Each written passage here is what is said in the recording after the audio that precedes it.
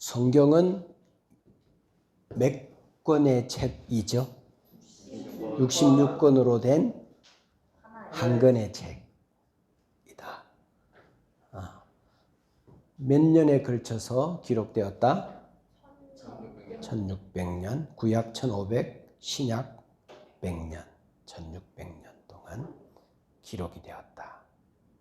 그래서 구약 성경은 제일 먼저 어떤 시대?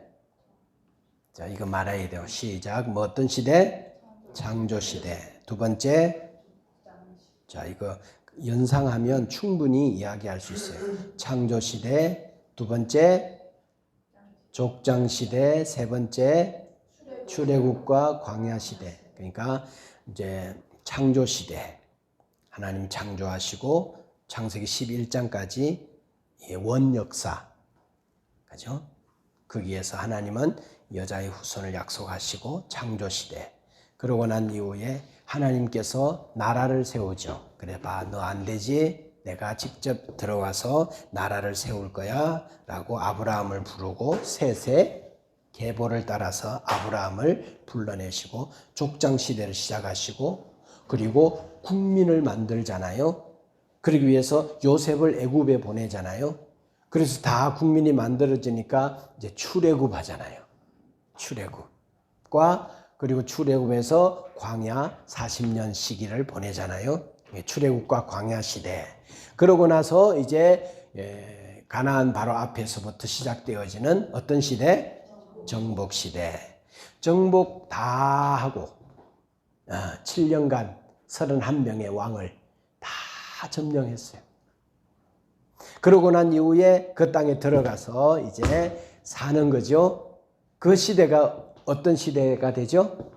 사사시대. 암흑이 오죠. 불과 한 세대가 지난 후에 전혀 다른 세대가 돼버렸어요.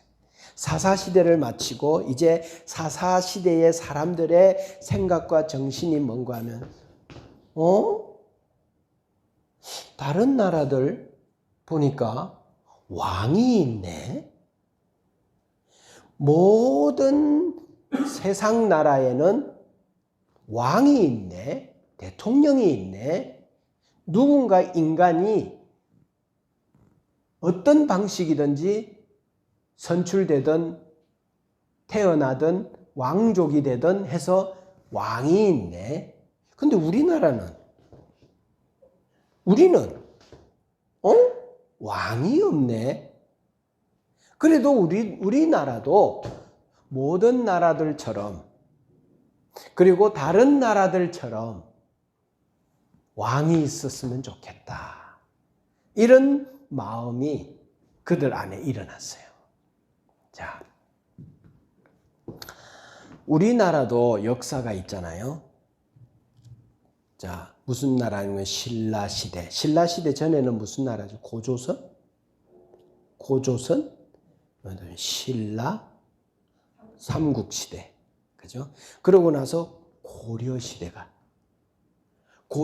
지나서 또 조선시대가 조선시대 지나서 어떤 시대? 한국시대, 대한민국 시대가 열리죠. 자, 여러분 TV 드라마에서 신라시대 이야기를 드라마로 이야기를 하고 또 그 시대의 역사서들이 있어요. 그것에 근거해서 우리는 역사를 이해하는데 그 역사, 선덕여왕, 또 역사의 광개토대왕, 위화도 해군을 했던 이성계, 그리고 궁중에 일어났던 그 암투들, 또 권력투쟁 이런 이야기, 그리고 그때 일어났던 사건들, 이것들이 우리는 역사적 사실이라고 물론 많은 부분 각색되지만 그러나 역사에 근거해서 이런 이야기가 나왔다고 우리는 받아들여요. 그걸 역사로 받아들여요. 뭘로? 팩트로, 사실로 우리는 받죠. 그래서 역사적 사실이다라고 받아요. 이와 마찬가지로 이스라엘이라는 나라에도 역사가 있어요. 아브라함부터 시작했는데 그 전 이야기가 왜 아브라함이냐? 그리고 이 나라는 누가 시작했는가 하면 하나님이 시작한 나라이고, 이 나라는 목적이 있어요. 설립 목적이 있어요.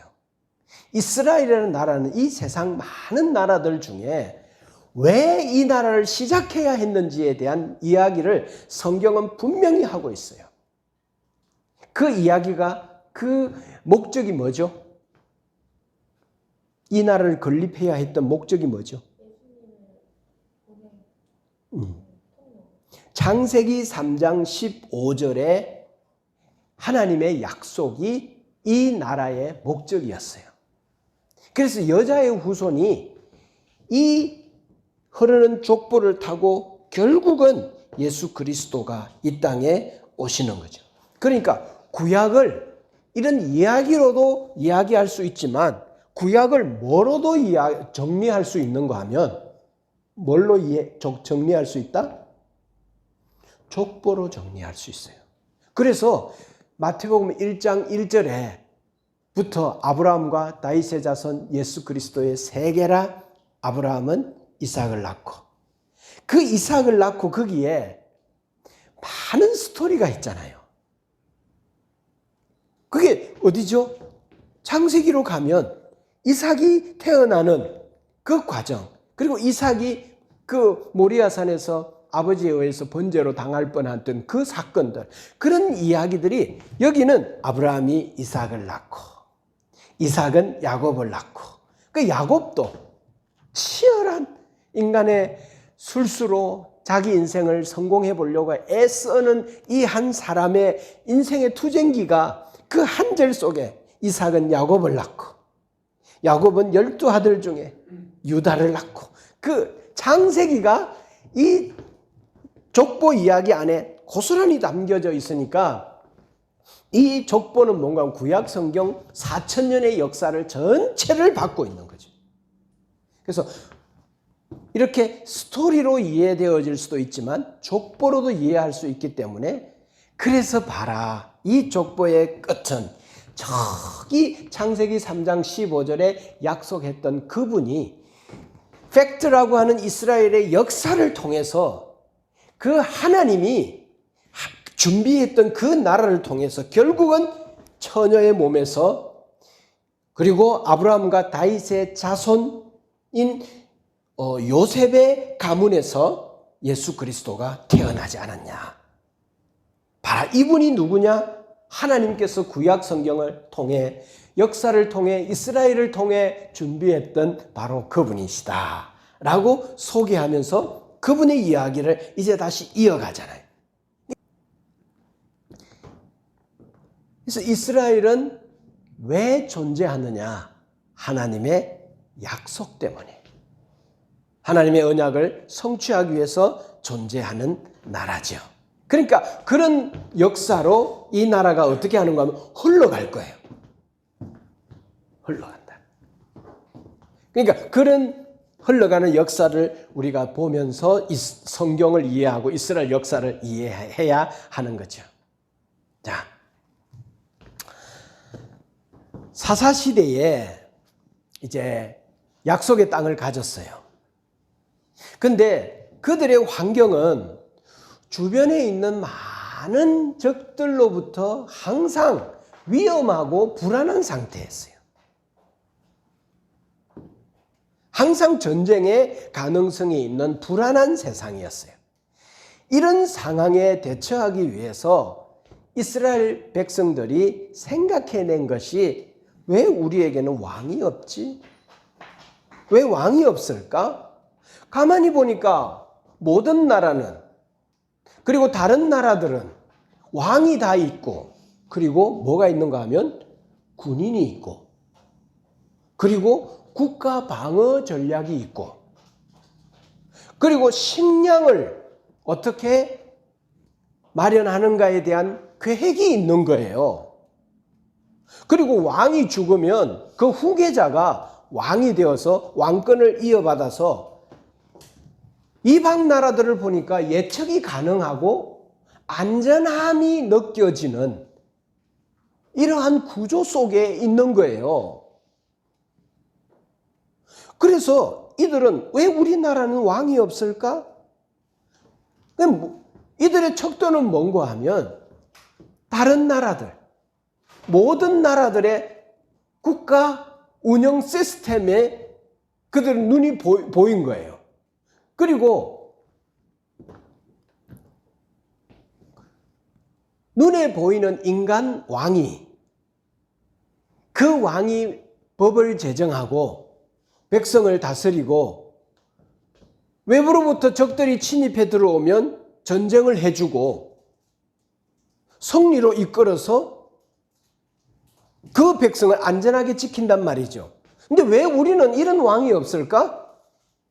눈에 보이는 왕, 인간 왕, 이 왜 없을까? 이게 사사시대 말기에 사회적 분위기가 이스라엘 사회에 통념화되어 버렸어요. 왕이 있었으면 좋겠다, 이런 여론이 팽배해졌다. 그러니까 지금 사사시대의 사람들의 상황은 뭘 잃어버린 거죠? 믿음을 잃어버린 거예요. 신앙을 잃어버린 거예요. 하나님을 잃어버린 거예요. 하나님을 못 보는 거예요. 그리고 뭘 보는가 하면 세상을 보는 거예요. 우리나라는 목적이 있어서 세워졌고 존재하는데 그 목적을 잃어버리고 세상 나라 흉내를 내고 그들을 따라가려고 하는 정신이 팽배해져 버렸으니까 이 나라 존재 가치에서 많이 벗어난 거죠. 이때 이제 사무엘서가 등장하면서 사무엘이 마지막 사사이고 최초의 선지자로 역사 앞에 등장해서 사무엘 선지자가 사울 왕에게 기름을 부음으로 그를 왕으로 세우는 통로로 사무엘을 하나님이 세우시죠. 사무엘을 세우는 과정을 이제 우리는 사무엘서에서 읽을 수 있는데 한나라는 엄마가 있죠. 그렇죠? 이런 이야기 가운데 사무엘이 등장을 하죠. 자, 그래서 이 이스라엘 역사에서 사사시대를 마치고 왕정시대가 생겨나는데 이스라엘 역사에서 어떻게 왕의 제도가 세워졌는지에 대하여서, 그리고 하나님이 왜 허락했고 이 이스라엘 왕은 어떤 독특한 목적이 있는지에 대하여서 설명해 주기 위하여 가도기적인 이 중간에 사무엘이 시대와 시대를 연결하고 있어요. 연결하고 있어요. 자, 그런데 이미 이스라엘 땅에는 왕이 있어요, 없어요? 계시죠. 그런데 여러분 기억하세요. 믿음을 잃어버리고 신앙을 잃어버리면 이 왕과의 관계가 멀어지고 뭘 모델로 자꾸 보이는가 하면 세상의 구조들이 보여요. 그리고 그게 더 좋겠다, 안전하겠다, 훨씬 유익하겠다라고 생각이 들고 그 길을 따라가요. 그래서 어떻게든지 기도를 덜 하고 성경을 안 읽고 믿음의 시간들을 버리고 자꾸 어떤 세상의 목표를 향하여 들어가는데 시간을 몰두하고 생각을 몰두하고 거기에 추구하고 그걸 따라가요. 그걸 따라가다가 하나님께서 결국은 그 삶에 브레이크를 걸고 이게 얼마나 허무한 일이고 이게 문제가 되고 이게 아니라는 것을 깨닫게 되죠. 그러면 사람은 그때 주님께로 이제 빨리 돌아와야죠. 안 돌아 버티는 사람도 있지만 그 돌아와가지고 하나님 제가 잘못했어요. 그러면 하나님께서 그 사람에게 다시 뭘 주는 거? 은혜를 주셔요. 그러면 맞아. 이 삶이 내가 살아야 될 삶이지. 하나님이 계시지. 믿음이 최고야. 이렇게 마음이 평안하고 이렇게 좋은데 옛날에 세상을 향하여 달려갈 때는 얼마나 불안했어. 그거 가지려고 온갖 모든 것 다 포기하고 달려갈 때 얼마나 힘들었어. 맞아. 이제 죽게로. 이제는 안 떠나야지. 이제는 안 떠나야지. 그러면 또 하나님께서 태평생 시간들을 주세요. 평안하게 해주세요. 그러면 그 사람에게 뭐가 있는가 하면 눈에 보이지 않는 왕이 있어. 근데 그 왕은 우리에게 평안을 주세요. 그 왕은 우리를 지키세요. 무엇을 먹을까 입을까 염려하지 말라고 한 말씀을 이루세요. 통치하세요. 평안을 주세요. 너무너무 좋아요. 그래서 더 많은 시간들을 믿음의 사람들과 같이 보내고 성경을 다시 펴고 찬양을 다시 하고 입술이 열리고 마음이 열리고 얼굴이 확 피고 그래서 주님을 바라보면서 살아가게 되죠. 하나님은요 이스라엘 백성을 완벽하게 이끌어 왔어요. 애굽에서 구출해 오셨고 법을 주심으로 주권을 세우셨고 가나안의 거민들을 물리쳐서 영토를 주셨고 그들을 먹이고 추위와 더위에서 보호하시고 전쟁에 앞서 나가 적들을 물리치시고 주변의 왕들 중에 이런 왕이 없었어요. 그럼에도 눈에 보이는 인간 왕을 원하는 것은 하나님을 향한 배반이었어요. 이 정신이 어떤 정신이죠?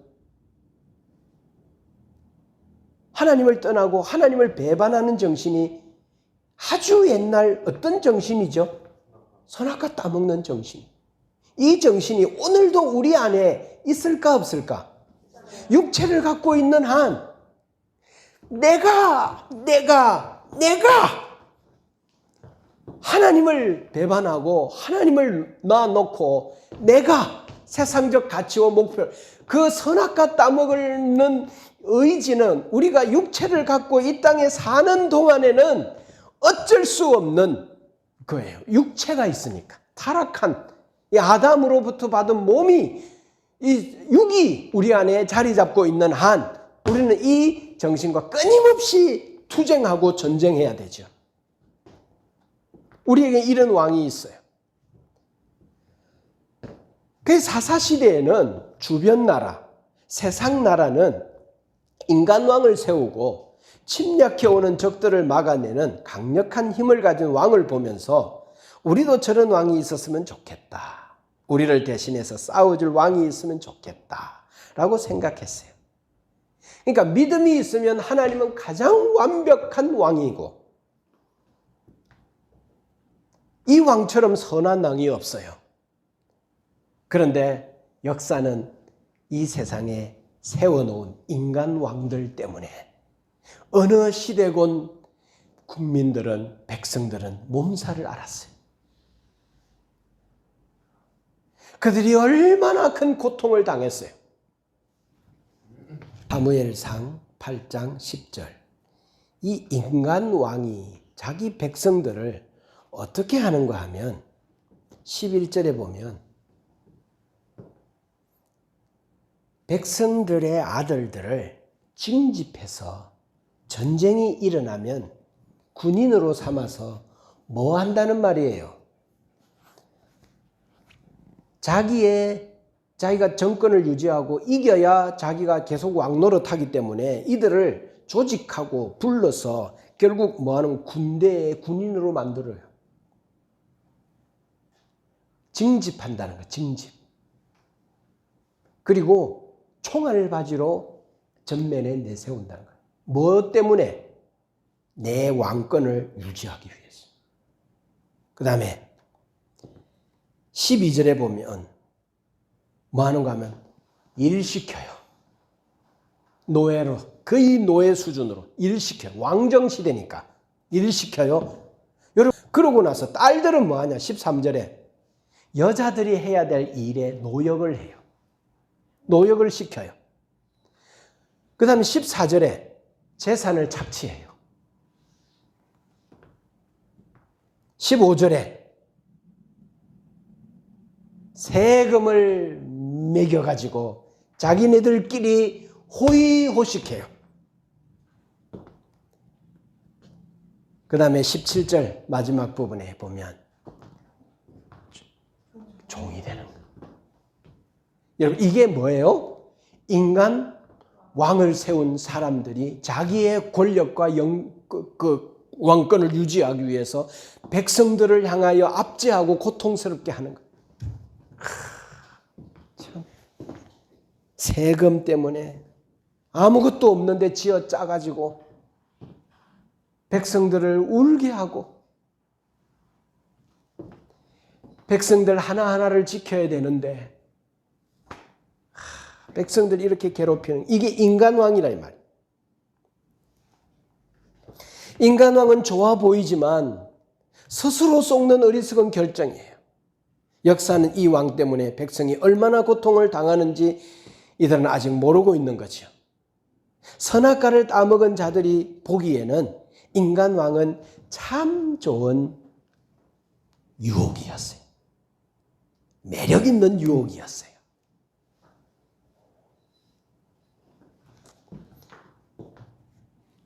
그래서 오늘 19절 사무엘상 8장, 자 18절부터 읽어봅시다. 시작. 그날에 너희는 너희가 택한 왕으로 말미암아 부르짖되 그날에 여호와께서 너희에게 응답하지 아니하시리라 하니 백성이 사무엘 말 듣기를 거절하여 이르되 아니로소이다. 우리도 왕이 있어야 하리니 우리도 다른 나라들 같이 되어 우리의 왕이 우리를 다스리며 우리 앞에 나가서 우리의 싸움을 싸워야 할 것이니이다 하는지라. 사무엘이 백성의 말을 다 듣고 여호와께 아뢰매 여호와께서 사무엘에게 이르시되 그들의 말을 들어 왕을 세워주라 하시니 사무엘이 이스라엘 사람들에게 이르되 너희는 각기 성읍으로 돌아가라 하니라.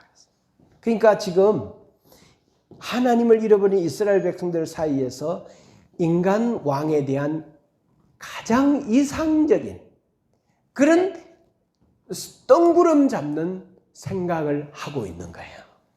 그래서 인간 왕만 세우면 우리는 잘 살고 행복할 수 있다라고 생각하고 판단한 거예요. 자, 또 이렇게 한번 봅시다. 요즘 전문가들이 많은데 성경을 딱 주고 성경의 전쟁 역사만 쫙 뽑아가지고 전쟁 승리 분석가들, 전쟁 분석가들에게 맡겨서 성경에 나와 있는 전쟁에 이긴 싸움의 원인이 뭐냐, 왜 싸워서 이겼느냐, 그걸 한번 분석해보라. 그러면 여러분, 성경에 있는 많은 기록들을 보고 전쟁 분석가들이 어떻게 분석해낼까? 자, 애굽을 이기고 홍해에서 정예 부대를 바다에 수장시키고 전멸하고 아말렉 족속을 패배시키고 여리고 성을 함락하고 7년 동안 31개의 왕과 나라들을 정복한 가나안 정복 전쟁의 승리, 그리고 사사시대 기드온의 300용사,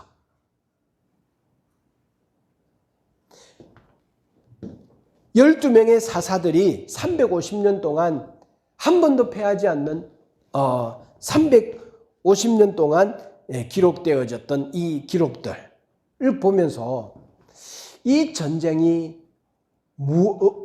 이긴 원인이 뭘까? 어떻게 이겼을까? 전쟁 분석가들은 뭐라고 표현할까?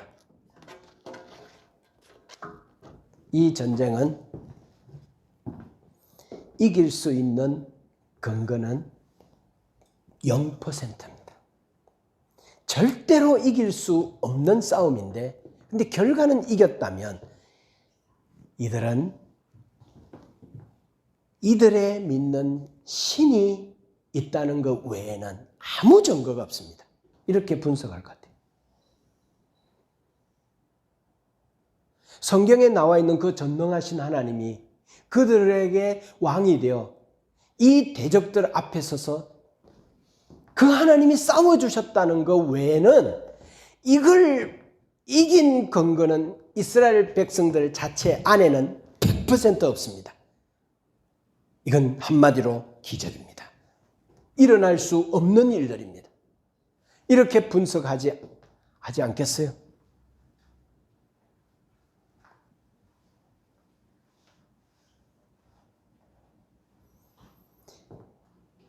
이런 전쟁들이 있었고 이 전쟁을 이긴 것이 사실이라면 이들의 하나님이 이들에게 있다는 것 외에는 증명할 수 있는 길이 없습니다. 라고 분석할 거예요.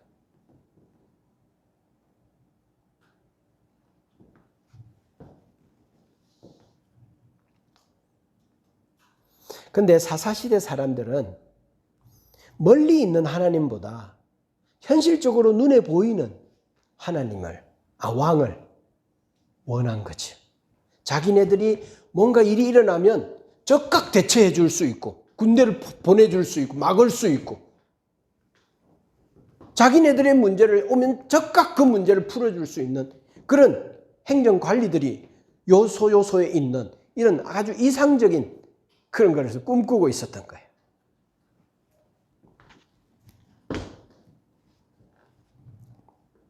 근데 이방신들은요, 어디 가면 뭐가 있어요? 신전이 있죠.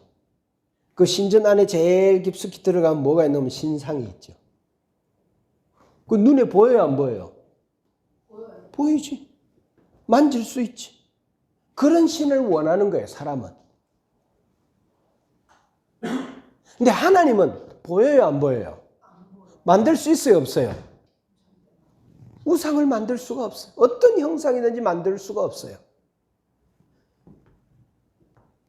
그러니까 하나님은 믿음이 없으면, 신앙이 떨어지면 그분은 멀리 있는 신일 뿐만 아니라 참 답답한 신이에요. 그분은 계신데 나를 그렇게 적각 그렇게 돕는 느낌이 아니잖아요. 내가 한방 기도했는데 하나님이 그냥 당장 동원돼 가지고 내 문제를 풀어주는 그런 분은 아니잖아요. 근데 이분은 고집이 세. 자기의 방식으로 자기의 때에 자기가 일하셔. 근데 그때 믿음이 없으면 늘 불안한 거야. 근데 믿음이 있으면 문제가 해결이 안 될 때에는 이건 익어가는 거야. 하나님이 다 죽어나오고 계셔. 죽지 않아. 하나님은 하나님의 때에 분명히 일하셔. 믿음이 있어. 그러면은 일이 안 돼도 안정감 있게 평안하게 유지하면서 기다릴 텐데 믿음이 없으니까 적각 나한테 대처 안 해주는 그 하나님이 답답한 거야. 싫은 거야. 그 하나님을 기다리기에는 내 인내력이 모자라는 거야. 그래서 이런 하나님보다 눈에 보이는 왕을 원한다 이 말이지. 이게 사사시대의 백성들의 상태였어요. 하나님은 언제나 우리와 함께 계신 줄 믿습니다. 보이지 않지만 우리를 통치하고 보호하시고 지키시고 말씀하시고 전쟁을 승리하게 하시는 유능한 왕이잖아요. 하나님께서는 언제나 그들의 완전한 왕이셨어요. 전쟁의 승리와 생존에 필요한 모든 것을 공급하시는 완전한 능력의 왕이셨어요. 이들에게 하나님 한 분이 계셨어요. 여러분, 블레셋이나 다른 군대들은 모든 것을 갖고 있었어요. 군인, 전투력, 전략, 무기, 싸움의 능력, 경험, 노하우 다 갖고 있는데 뭐가 없어요? 딱 한 가지가 없어요. 뭐가 없어요? 하나님이 없어요. 근데 이스라엘 백성에게는 하나도 없어. 근데 뭐만 있어? 하나님만 있어. 그러면 믿음이 없으면 하나님 백성들은 되게 불안한 거예요. 아무것도 안 가져 있는데 하나님도 안 보이면 이건 되게 불안한 거지. 불안해서 견딜 수 없는.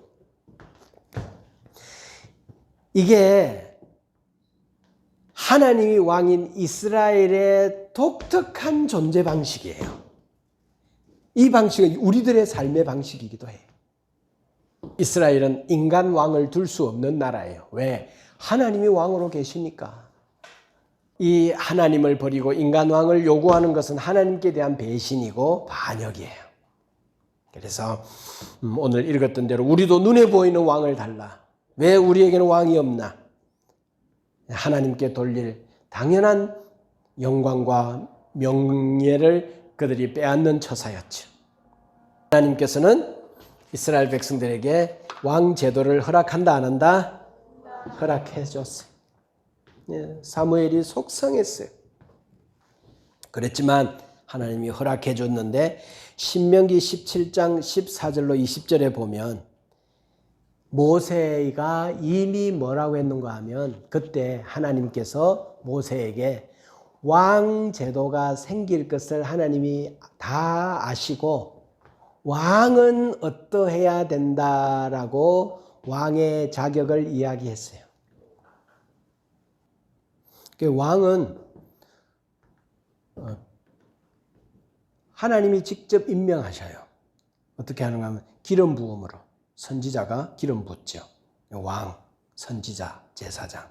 이 세 이스라엘 백성들의 존재하는 사람들은 삼권 분립이에요. 그래서 이들은 하나님이 기름 부어서 세워요. 그리고 반드시 택한 동족 12지파 중에 한 사람이 왕이 돼. 이방인이 왕이 되면 안 돼요. 그리고 그 왕은 주의해야 될 게 뭔가 하면 군사력 정강, 아내를 많이 두는 것, 쾌락이나 권력욕, 은금, 이건 자기 재산을 축적하는 것. 지도자가. 여기에 목표를 두지 말라고 해요.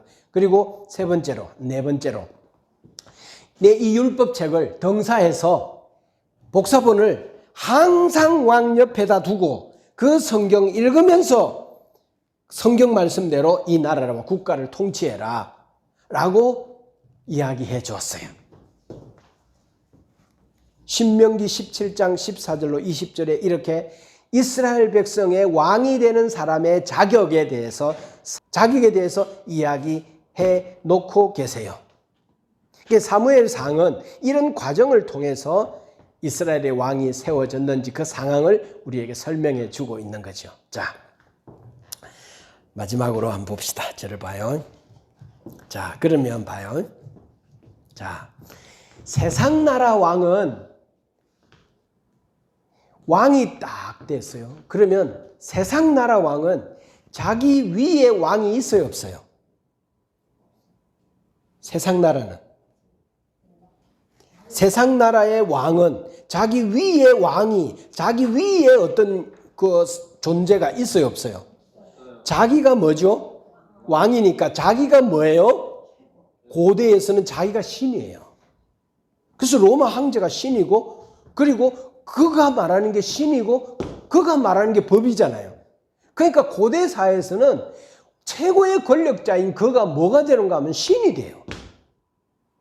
그래서 자꾸 뭐 하는가 하면 뭔가 클라이막스의 절정에 잠깐 나타났다가 와 이렇게 쏙 빠져요. 그게 신비주의로 가요. 왜 그런가 하면 자신이 없어서 그래요. 자기가 뽀록나고 자기가 다 드러나면 자기 별거 아닌 것을 자기도 알거든. 다른 뭔 사람 몰라도 자기는 알거든. 내가 절대 신이 아니라는 건 자기가 알거든. 그런데 봐요. 이스라엘 백성들은 왕이 서요. 사울, 다윗, 솔로몬, 히스기야 이렇게 왕이 있어요. 왕이 있으면 이스라엘 백성에게는 뭐가 하면 그 왕이 뭘 늘 주의해야 되는 거면 하나님의 말씀을 늘 복사해서 등사해가지고 옆에다가 제본을 해서 늘 그 말씀을 읽으면서 국가를 통치해야 되고, 그러면 이 왕은 따라 한번 해보세요. 대리 통치자. 자기가 모든 실권을 진 왕이 아니라 자기 위에 왕이 있다 없다? 있는 거죠. 그러면 그 왕의 뜻대로 이 나라를 다스리는 왕이 되어야 돼요. 그런 통치 방식으로 이스라엘 백성의 왕정 시대를 바꿔요. 그렇다면 사울 왕은 잘한 하나님 나라에 입각해서 잘 한 왕입니까? 그러면 다윗 왕은 하나님의 원리에 의해서 잘 통치한 왕입니까? 그렇죠. 그래서 이 왕은 다윗의 행로를 따랐더라. 그러면 잘했다는 말이에요. 근데 이 왕은 아합의 길을 따랐더라 라고 하면 이 왕은 어떻게 한 거예요? 잘못한. 그러니까 지금 통치 방식을 하나님이 시대의 흐름을 따라 그들의 말을 들어주면서 바꿔요. 뭐라고 하는가 하면 이제는 대리 통치자로 왕을 세우겠다. 그러니까 이 왕은 왕인데 자기가 최고인데 이 왕을 가만히 보니까 이 왕 위에 또 누군가의 지시를 받고 그가 시키는 대로 따르는 왕을 보면서 저 왕의 왕은 누구야? 저 왕의 하나님은 누구야? 저 왕의 주는 누구야? 저 왕을 보면서 하나님이 있구나. 그래서 이 왕이 왕으로서의 역할을 하면서 사람들에게 왕이 누구를 보여줘야 돼요? 누구를 구현해야 돼요? 하나님을 보여주고 하나님을 구현해야 돼요. 신앙을 보여줘야 돼요. 하나님께 섬기는 것을 보면서 아니 왕이 섬기는 하나님이 왕이 있다고? 그럼 우리가 왕이 섬기는 왕을 섬겨야지. 그분이 여호와여 하나님이라면 우리가 그분을 섬겨야지. 그래서 그 하나님을 잘 표현하고 보여주는 왕이 이스라엘 백성의 진짜 왕이요 하나님이 그 왕을 축복하시고 함께 하신다. 이런 왕정시대가 열리는 거예요. 사울 왕이 등장하고 다윗 왕이 등장하고 솔로몬 왕이 등장해서 이들에게는 단일 왕국 시대가 열리고 또 단일 왕국 시대 이후에 이제 분열 왕국 시대가 열려서 이스라엘 백성들이 잘못한 죄로 인하여 분열하게 되죠. 그 이야기를 또 해나가겠죠. 자, 여러분 믿음이 떨어지면요 눈에 보이는 게 최고가 돼요. 거기에 에너지를 다 집중해. 그러다가 사사시대가 시작이 되는 주어 터지고 안 되고 막히고 그러면 아이고 주여 도와주세요. 그리고 또 와서 여기가 최고인데 왜 내가 그때 그거 갔을까? 하나님. 그러다가 또 세대가 바뀌고 또 괜찮아지고 평안해지면 아이고 또 재밌는 거 없나? 또 이렇게 다니다가 또 주 터지고 또 돌아가 아이고 이게 아닌데 이 선악과 따먹은 정신이 우리들의 몸 안에 너무 깊숙이 있어. 이게 죄야. 죄 아닌 사람이 없어. 죄를 이길 사람이 아무도 없어. 성경은 너희들은 안 된다는 거야. 안 된다. 너희들이 한번 해봐라 이 말이야. 안 된다. 이 이야기를 우리에게 하면서 너희들은 왕을 바라보라. 진짜 왕을 바라보라. 하늘에 있는 왕, 하나님 나라의 왕을 바라보라. 기도하겠습니다. 하나님 아버지, 성경을 통해서 하나님이 우리에게 애타게 들려주고 싶어하는 이야기를 잘 들을 수 있고 그 말씀 따라 순종하는 하나님 백성 되게 해 주시옵소서. 선악과 따먹은 정신을 가지고 우리 안에 육적인 본성이 활개치고 일어날 때에 우리는 항상 우리 주님께 집중하며 살아가는 저희들 되게 하셔서 하나님 잘 섬기는 주의 백성 되게 해 주시옵소서. 감사합니다. 예수님 이름으로 기도하옵나이다. 아멘.